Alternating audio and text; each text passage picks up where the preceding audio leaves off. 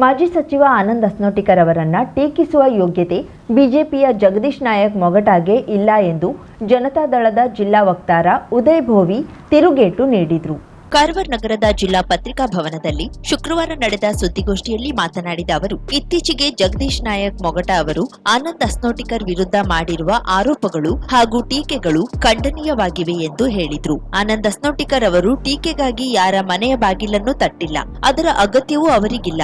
ಅವರು ಕ್ಷೇತ್ರದಲ್ಲಿ ಸಕ್ರಿಯರಾಗಿದ್ದು ವಿವಿಧ ಸಮಾಜಗಳ ಮುಖಂಡರು, ಸಾರ್ವಜನಿಕರು, ಪಕ್ಷದ ಮುಖಂಡರು ಹಾಗೂ ಯುವಕರೊಂದಿಗೆ ನಿರಂತರ ಸಂಪರ್ಕದಲ್ಲಿದ್ದಾರೆ. ಕ್ಷೇತ್ರದಿಂದ ನಾಪತ್ತೆಯಾಗಿದ್ದಾರೆಂಬ ಆರೋಪ ಸತ್ಯಕ್ಕೆ ದೂರವಾಗಿದೆ ಎಂದು ಸ್ಪಷ್ಟಪಡಿಸಿದ್ರು. ಕಳೆದ ವಿಧಾನಸಭಾ ಚುನಾವಣೆಯಲ್ಲಿ ಮೊಗಟ ಅವರ ಊರಿನಲ್ಲೇ ಬಿಜೆಪಿಗಿಂತ ಕಾಂಗ್ರೆಸ್ಗೆ ಹೆಚ್ಚು ಮತಗಳು ಬಂದಿದ್ದವು. ಪ್ರತಿ ಚುನಾವಣೆಯಲ್ಲೂ ಅವರು ಯಾವ ಪಕ್ಷಕ್ಕಾಗಿ ಕೆಲಸ ಮಾಡುತ್ತಾರೆ ಎಂಬುದು ಸ್ಥಳೀಯ ಜನರಿಗೆ ತಿಳಿದಿದೆ ಎಂದು ಹೇಳಿದ್ರು. ಕ್ವಾರಿ ಪ್ರಕರಣದಲ್ಲಿ ಮೊಗಟ ವಿರುದ್ಧ ಪ್ರಕರಣ ದಾಖಲಾಗಿದ್ದಾಗ ಅವರಿಗೆ ಜಾಮೀನು ದೊರಕಲು ಯಾರು ನೆರವಾಗಿದ್ರು ಎಂಬುದಕ್ಕೆ ಅಗತ್ಯವಿದ್ರೆ ಸಾಕ್ಷಿ ನೀಡುತ್ತೇವೆ ಎಂದು ಸವಾಲು ಹಾಕಿದ್ರು. ಮಾಜಿ ಶಾಸಕಿ ರೂಪಾಲಿ ನಾಯ್ಕರಿಗೆ ಬಿಜೆಪಿ ಟಿಕೆಟ್ ಸಿಕ್ಕರೂ ನಮ್ಮ ವಿರೋಧವಿಲ್ಲ, ಆದ್ರೆ ವೈಯಕ್ತಿಕ ಆರೋಪಗಳನ್ನ ಮಾಡುವುದು ಸರಿಯಲ್ಲ. ಕಾರವಾರ ಮೆಡಿಕಲ್ ಕಾಲೇಜ್ಗೆ ಕುಮಾರಸ್ವಾಮಿ ಮುಖ್ಯಮಂತ್ರಿಯಾಗಿದ್ದಾಗಲೇ ಅನುಮೋದನೆ ದೊರೆತಿದ್ದು ರೂಪಾಲಿ ನಾಯ್ಕ್ ಶಾಸಕರಾಗಿದ್ದ 5 ವರ್ಷದಲ್ಲಿ ಅದರ ಪ್ರಗತಿ ಏಕೆ ವಿಳಂಬವಾಯಿತು ಎಂದು ಪ್ರಶ್ನಿಸಿದ್ರು. ಇತ್ತೀಚೆಗೆ ಅವರಿಗೆ ದೊರೆತಿರುವ ಪ್ರಶಸ್ತಿಗಳ ಮೌಲ್ಯವನ್ನು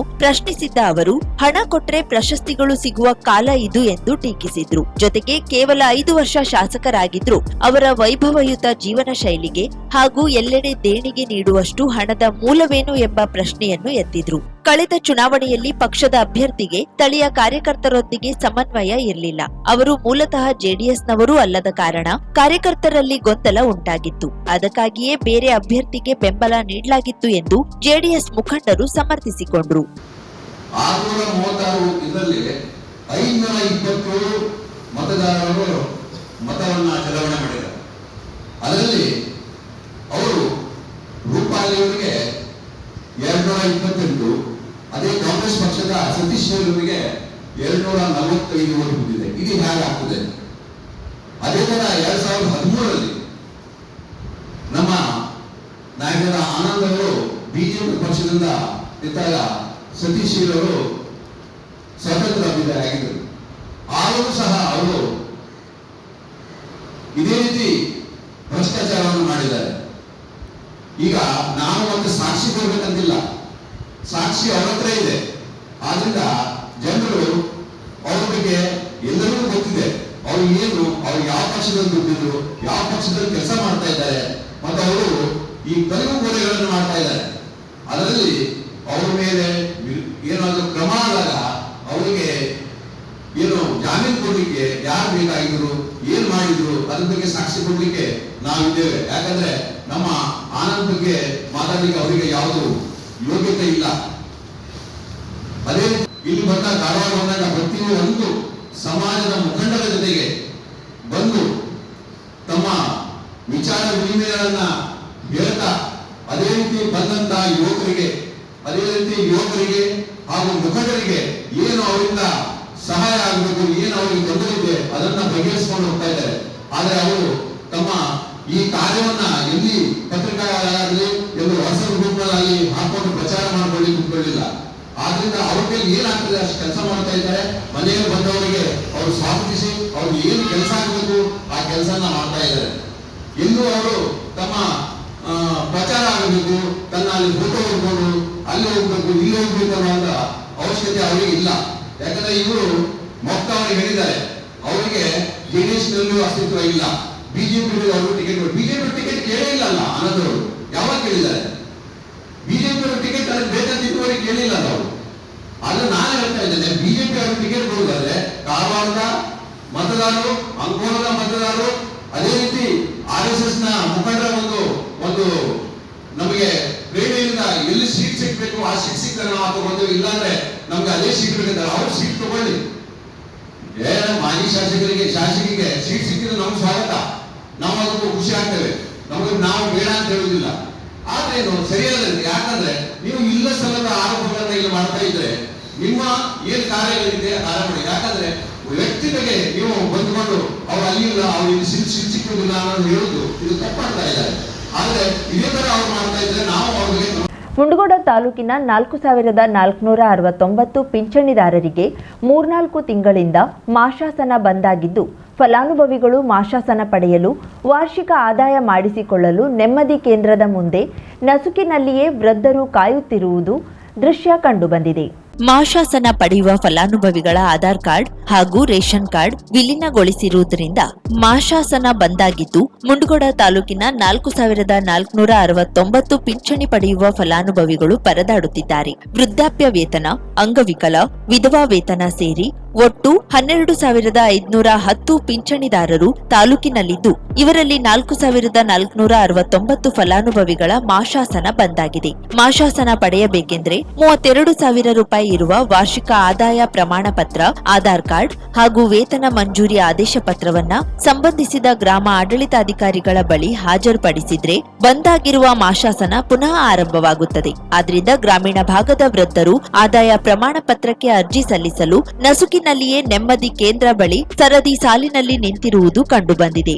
ಮಾಶಾಸನ ಪಡೆಯುವ ಫಲಾನುಭವಿಗಳ ಕುಟುಂಬದವರ ಪಡಿತರ ಚೀಟಿ ನೀಡಿ ಶಾಲಾ ಮಕ್ಕಳಿಗೆ ಪಡೆದ ಆದಾಯ ಪ್ರಮಾಣ ಪತ್ರದಲ್ಲಿ ವಾರ್ಷಿಕ ಆದಾಯ 32,000ಕ್ಕೂ ಹೆಚ್ಚಿಗೆ ಇದ್ರೂ ಸಹ ಅಂತಹ ಕುಟುಂಬದ ವೃದ್ಧರ ವೇತನ ಬಂದ್ ಮಾಡಲಾಗಿದೆ ಎಂದು ತಿಳಿದು ಬಂದಿದೆ. ಅದರಲ್ಲಿಯೂ ಮಾಶಾಸನ ಪಡೆಯಲು ಅರ್ಹರು ಇದ್ದರೂ ಸಹ 3-4 ತಿಂಗಳಿಂದ ವೇತನ ಬಾರದಿರುವುದು ವೃದ್ಧರನ್ನ ಸಂಕಷ್ಟಕ್ಕೆ ದೂಡುವಂತಾಗಿದೆ. ಆದಾಯ ಪ್ರಮಾಣ ಪತ್ರ ಪಡೆಯಲು ಕಂದಾಯ ಇಲಾಖೆಗೆ ಅಲೆದಾಡುತ್ತಿದ್ದು, ಗ್ರಾಮ ಲೆಕ್ಕಾಧಿಕಾರಿ, ಕಂದಾಯ ನಿರೀಕ್ಷಕ ಕಚೇರಿ ಹಾಗೂ ನೆಮ್ಮದಿ ಕೇಂದ್ರದ ಮುಂದೆ ಮಧ್ಯರಾತ್ರಿಯೇ ಬಂದು ಸರತಿ ಸಾಲಿನಲ್ಲಿ ನಿಲ್ಲುವ ಅನಿವಾರ್ಯತೆ ಎದುರಾಗಿದೆ.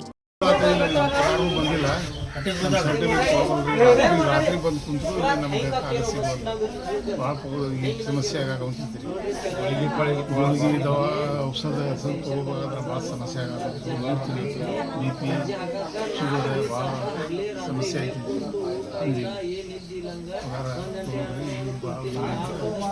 ರಾತ್ರಿ ಇಷ್ಟು ಗಂಟೆಗೆ ಬಂದು ಬೆಳಗ್ಗೆಯಿಂದ 2 ಗಂಟೆಗೆ ಬಂದಿದ್ದೀವಿ. ಬರೋದು ಹೋಗೋದು ಆಗ್ತಾಯಿದೆ. ದಿನಕ್ಕೆ 5 ದಿನ ಐತಿ. ಈಗ ಬರೋದು ಹೋಗೋದು ಅಷ್ಟೇ, ಕುತ್ಕೊಳ್ಳೋದು. ಇಲ್ಲಿ ನಮ್ಮ ಕೆಲಸನೂ ಆಗ್ತಾ ಇಲ್ಲ. ನಮಗೆ ಇನ್ಕಮ್ ಸರ್ಟಿಫಿಕೇಟ್ ಬೇಕು, ಈಗ ಜಾತಿ ಸರ್ಟಿಫಿಕೇಟ್ ಬೇಕು. ಅದು ಏನು ವರ್ಕೌಟ್ ಆಗ್ತಾ ಇಲ್ಲ. ಬರೋದು ದಿನಕ್ಕೆ 40 ಅಂತ ಹೇಳ್ತಾರೆ, 50 ರೂಪಾಯಿ ಅಂತಾರೆ. ಸುಮ್ಮನೆ ಹೋಗ್ತಾ ಇರೋದಷ್ಟೇ. ಸರ್ವರ್ ಇಲ್ಲ ಅಂತಾರೆ, ಸರ್ವರ್ ಡೌನ್ ಅಂತ ಪದೇ ಬರೋದು ಹೋಗೋದಂತ ಇರ್ತೀನ ಬರೋಣ. ಮನೇಲಿ ಬೇರೆ ಕೆಲಸ ಇಲ್ಲ ನಮಗೆ. 50,000ಕ್ಕೂ ಅಧಿಕ ಸಬ್ಸ್ಕ್ರೈಬರ್ಸ್, 1.68 ಕೋಟಿಗೂ ಮೀರಿದ ವ್ಯೂಸ್, ಸುದ್ದಿಯೊಂದು 10 ಲಕ್ಷಕ್ಕೂ ಹೆಚ್ಚು ವ್ಯೂಸ್ ಕಂಡ ಹೆಗ್ಗಳಿಕೆ, ವಸ್ತುನಿಷ್ಠ ಮತ್ತು ಖಾತ್ರಿಯಾದ ವರದಿಗಾರಿಕೆ, ಉತ್ತರ ಕನ್ನಡದ ಅತಿ ಹೆಚ್ಚು ಸಬ್ಸ್ಕ್ರೈಬರ್ ಹೊಂದಿರುವ ಯೂಟ್ಯೂಬ್ ಚಾನೆಲ್ ಕರಾವಳಿ ಮುಂಜಾವು ಡಿಜಿಟಲ್ ವೀಕ್ಷಕರಿಗೆ ಧನ್ಯವಾದ. ಇನ್ಮುಂದೆ ಸುದ್ದಿಯಲ್ಲ ಮತ್ತಷ್ಟು ಸೊಗಸು. ನಿಮ್ಮಲ್ಲಿಯ ಸಭೆ ಸಮಾರಂಭ, ಅಂಗಡಿ ವ್ಯಾಪಾರ ಮಳಿಗೆಯ ಸಹಕಾರಿ ಸಂಸ್ಥೆಯ ಶುಭಾರಂಭದ ಕಾರ್ಯಕ್ರಮಗಳ ವಿಸ್ತೃತ ವಿಡಿಯೋ ಸುದ್ದಿ ಸಂಪರ್ಕಿಸಿ ನಮ್ಮ ಕರಾವಳಿ ಮುಂಜಾವು ಡಿಜಿಟಲ್ ಪ್ರತಿನಿಧಿಗಳನ್ನ.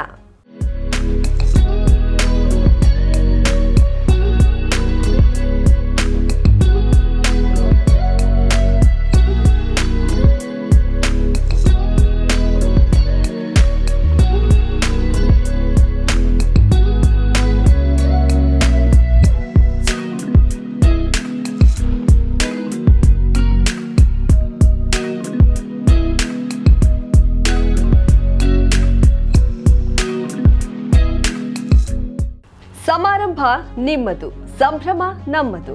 ನೋಡ್ತಾ ಇರಿ ಕರಾವಳಿ ಮುಂಜಾವು ಡಿಜಿಟಲ್.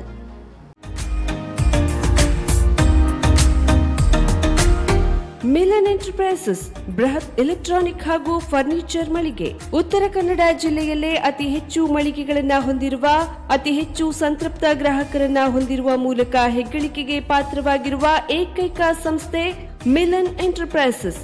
ನಮ್ಮ ಮಳಿಗೆಗಳಲ್ಲಿ ಪ್ರಸಿದ್ಧ ಕಂಪನಿಗಳ electronic refrigerator, washing machine, LED TV, ಎಸಿಗಳು ಲಭ್ಯ. ಭಾರತದ ಕರಾವಳಿ ಹವಾಮಾನಕ್ಕೆ ಹೊಂದಿಕೊಳ್ಳುವ ನಂಬರ್ 1 ಬ್ರ್ಯಾಂಡ್ ಆದ ಗೋದ್ರೇಜ್ ಕಂಪನಿಯ ಕಪಾಟು, ಆಫೀಸ್ ಟೇಬಲ್, ಆಫೀಸ್ ಚೇರ್, ಬ್ಯಾಂಕ್ಗಳಿಗೆ ಹಾಗೂ ಚಿನ್ನದ ಅಂಗಡಿಗಳಿಗೆ ಬೇಕಾಗುವ ಸೇಫ್ ಲಾಕರ್ಗಳು ಅತಿ ಕಡಿಮೆ ಬೆಲೆಯಲ್ಲಿ ಲಭ್ಯವಿದೆ. Teak wood sofa set, wooden dining table ಹಾಗೂ ಗ್ರಾಹಕರಿಗೆ ಬೇಕಾಗುವ ಅಳತೆಯಲ್ಲಿ ನಿಮ್ಮ ಮನೆಗೆ ಹೊಂದಿಕೊಳ್ಳುವ ಹಾಗೆ ಫರ್ನಿಚರ್ ಗಳನ್ನ ಮಾಡಿಕೊಡಲಾಗುವುದು. ಕಸ್ಟಮೈಸ್ಡ್ ಕಿಚನ್, ವಾರ್ಡ್ರೋಬ್ ಗಳನ್ನ ಅತಿ ಹೆಚ್ಚು ವರ್ಷಗಳ ಕಾಲ ಬಾಳಿಕೆ ಬರುವ ಹಾಗೆ ವಾರಂಟಿಯೊಂದಿಗೆ ಮಾಡಿಕೊಡಲಾಗುವುದು. ನಮ್ಮಲ್ಲಿ ಡ್ಯೂರಾಫ್ಲೆಕ್ಸ್, ಗೋದ್ರೇಜ್ ಕಂಪನಿಯ memory foam mattress, orthopaedic mattress, spring ಮ್ಯಾಟ್ರೆಸ್ಗಳು ಕಡಿಮೆ ಬೆಲೆಯಲ್ಲಿ ಲಭ್ಯ. ವಿವಿಧ ಕಂಪನಿಗಳ ನವೀನ ಮಾದರಿಯ mixer, grinder, fan, cooker, tawa, flask, micro ಓವೆನ್ಗಳು ಲಭ್ಯವಿದೆ. 0% ಬಡ್ಡಿಯೊಂದಿಗೆ ಸ್ಥಳದಲ್ಲಿಯೇ ಬಜಾಜ್ ಫೈನಾನ್ಸ್ ನಿಂದ ಸಾಲ ಸೌಲಭ್ಯವಿದೆ. ಮಿಲನ್ ಎಂಟರ್ಪ್ರೈಸಸ್ ನಲ್ಲಿ ಖರೀದಿ ಮಾಡುವ ಗ್ರಾಹಕರಿಗೆ ಡಿಸ್ಕೌಂಟ್ ಮತ್ತು ಗಿಫ್ಟ್ ಜೊತೆಗೆ ಪ್ರತಿ 2,000 ರೂಪಾಯಿಗಳ ಖರೀದಿಗೆ ಒಂದು ಬಂಪರ್ ಲಕ್ಕಿ ಡ್ರಾ ಕೂಪನ್ ನೀಡಲಾಗುವುದು. ಈ ಲಕ್ಕಿ ಡ್ರಾನಲ್ಲಿ 7 ಲಕ್ಷದವರೆಗೆ ಬಹುಮಾನ ಗೆಲ್ಲುವ ಅವಕಾಶ ನಿಮ್ಮದಾಗಿರುತ್ತದೆ. ಲಕ್ಕಿ ಡ್ರಾದಲ್ಲಿ 1 ಕಾರ್, 2 ಬೈಕ್ ಮತ್ತು ರೆಫ್ರಿಜಿರೇಟರ್, ವಾಷಿಂಗ್ ಮಷಿನ್ ಸೇರಿದಂತೆ 30 ಲಕ್ಕಿ ಗ್ರಾಹಕರಿಗೆ ಬಹುಮಾನ ಗೆಲ್ಲುವ ಅವಕಾಶ. ಗ್ರಾಹಕರ ಸಂತೃಪ್ತಿಗೆ ನಮ್ಮ ಮೊದಲ ಆದ್ಯತೆ ಎನ್ನುವುದು ಮಿಲನ್ ಎಂಟರ್ಪ್ರೈಸಸ್ನ ವಾಕ್ಯ. ಉತ್ತರ ಕನ್ನಡ ಜಿಲ್ಲೆಯ ನಮ್ಮ ಶೋರೂಮ್ಗಳಾದ old Mahalakshmi super market, Mulla stop ಹತ್ತಿರ, ಕಾಜುಬಾಗ್, ಕಾರವಾರ, ಅಗ್ರಿಕಲ್ಚರ್ ಆಫೀಸ್ ಎದುರುಗಡೆ, ಮಾಸ್ತಿಕಟ್ಟೆ ರೋಡ್, ಹೊನ್ನಾವರ, ಸೀಮಾ ಕಾಂಪ್ಲೆಕ್ಸ್ ಹತ್ತಿರ, Moni Basti main road, Bhatkal, Indian bank ಎದುರು, CP Bazar road, Sirsi, JS building, JN road, Dandeli, KS building, Motikeri road, Haliyal. ಇಲ್ಲಿಗೆ ತಪ್ಪದೇ ಭೇಟಿ ನೀಡಿ ಸಂತೃಪ್ತರಾಗಿ.